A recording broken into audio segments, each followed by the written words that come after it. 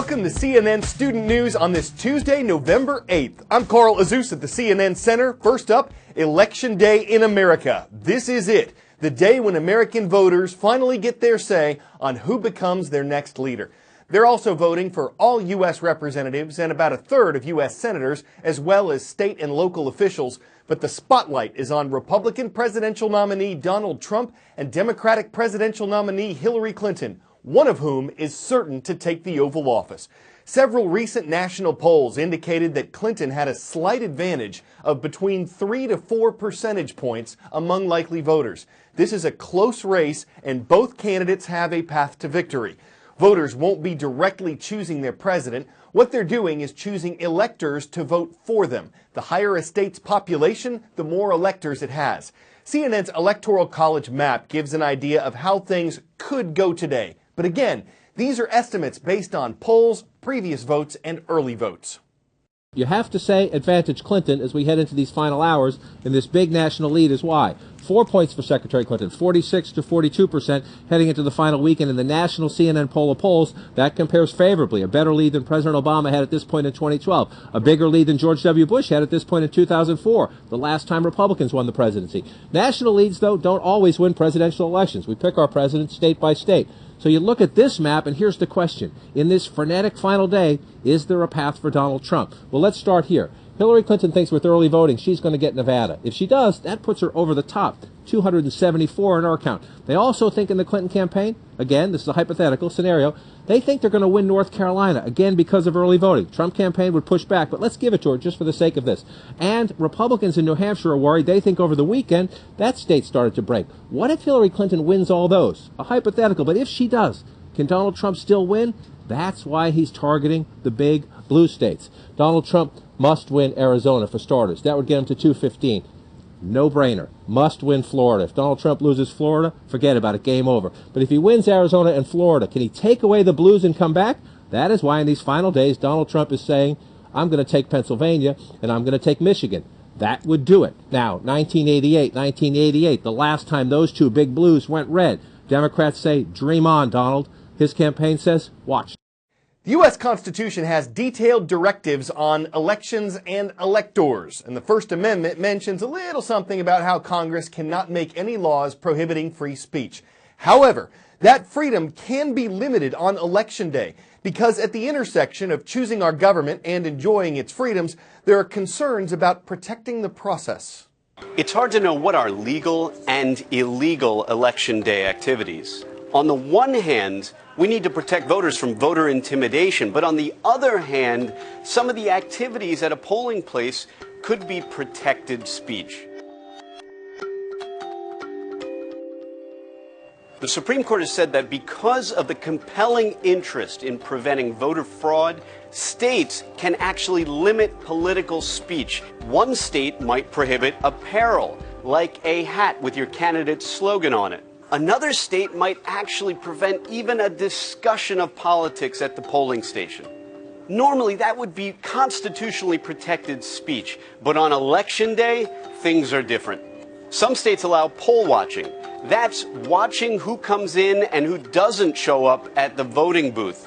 Poll watchers can then report back to the campaign and try to rally those people who haven't made it in yet. Political speech is one of the most precious freedoms we have in this country. But on one day, the importance of an election can actually override that freedom. Whoever wins today's vote will be the U.S. president-elect. He or she doesn't formally become president until Inauguration Day, and that takes place on Friday, January 20th, 2017. But the behind-the-scenes work between now and then will be frantic. It's not just one family moving out and another moving into the White House. It's about the major policy changes that a new president will bring, the new staff. Thousands of political appointees could be let go, thousands of others brought in. It's a job that takes a team to transition. And he said, I also want you to develop a plan for what we do when we win the presidency 16 months from now. Whoa. Transition basically is organizing the next administration. This is a big job. It can't be done in the 74 or 75 days between the election and the inauguration. It's very hard for campaigns to actually pay attention to transition planning because they're focused on job number one, which is to win. So pre-election, their full focus is on trying to beat the other candidate, but in fact they need to set up a separate operation, the transition team, that can focus on an equally important aspect, which is what happens if you do win. The job of the campaign is to win the election.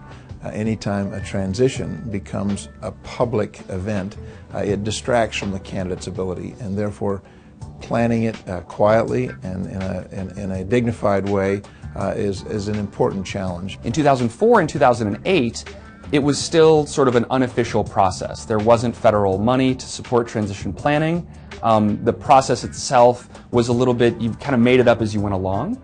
There were an incredible number of very, very talented people working on the process in those years, but it hadn't quite locked into the formal process that it is today. In a presidential administration, 3,000 to 4,000 political appointees will lose their jobs, will transition. And that's really the senior leadership of most of the federal government. You have to have 50, 75, maybe 100 people in place as quickly as possible, if not by February 1st, February 15th. You know, the amount of time we had in 2008 was 77 days, and that's just not enough time to plan for a takeover at the largest organization in the world. Okay, next story today. Tens of thousands of demonstrators have been protesting in South Korea's capital. They want their leader to resign because they say she's corrupt. President Park Geun-hye became South Korea's first female president in 2013. But she's been accused of letting a close friend edit speeches and look at confidential documents, despite the fact that the friend, Choi Soon-sil, doesn't hold a position in South Korea's government. Choi's been accused of meddling in government policy and getting millions of dollars donated to her foundation because of her connection to President Park. The president's approval rating has dropped from 30% to 5%, and several government workers have resigned over the scandal. President Park has admitted giving some documents to Choi. She's apologized twice over the last 2 weeks, but she says she's not being controlled by anyone else. On November 14th, you could see a moon so super it can only be called extra super moon. Well, maybe not officially, but that's how NASA put it. Our natural satellite will be big, bold, and bright in the night sky. Supermoons generally appear about 14% bigger and 30% brighter than other full moons, but the one next Monday night will be the moon's biggest appearance since 1948. Why? Two main factors. One, the moon will be full. Two, it'll be at perigee, the point in its elliptical orbit when it's closest to Earth.